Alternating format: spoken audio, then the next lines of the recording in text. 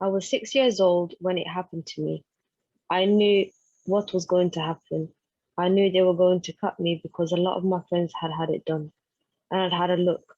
It was quite normal for girls to have a look at each other. My friends had told me that it was really painful, that it was horrible, so I was terrified. It happened when my mother was away and relatives were looking after me and my sister. In the morning when I was at school, they told me it was my time. My uncle and aunt came to take me from the school. It was my sister's time too. She was 8 years old. The woman who cut us was my grandmother's sister, and she was going to cut us in a tent near a huge tree.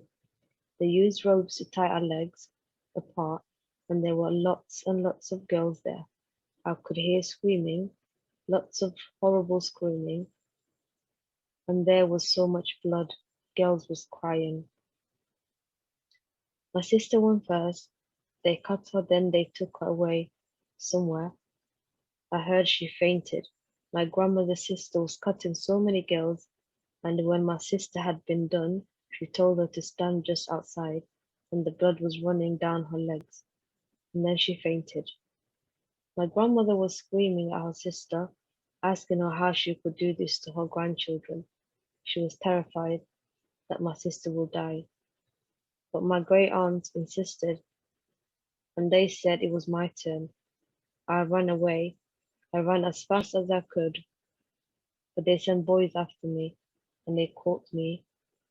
They took me by my legs and my arms and carried me back. One of them was my older brother. He helped carry me back to the cutter. They tied me down. I was fighting as hard as I could, but they were stronger. I was screaming. The old woman, my great aunt, used a razor blade. It was clean and new, but there was no anesthetic when she cut me. I have no memory at all after her cutting me. It's blank. But then another woman came. She was from a different city, and she gave me an injection before they stitched me up. They tied my legs together the whole way down, so I couldn't open my legs. I was like that for 3 or 4 weeks. I remember my grandmother taking me home and telling me I had to pee. I was terrified. Because my legs were tied, I couldn't sit to pee, so I leaned over on one side and the pain was unbearable. I jumped and some of the stitches opened. My neighbor, she was in her 30s, said I would have to be sewn up again, but my grandmother refused. When I came to England and I started having periods, the problem started.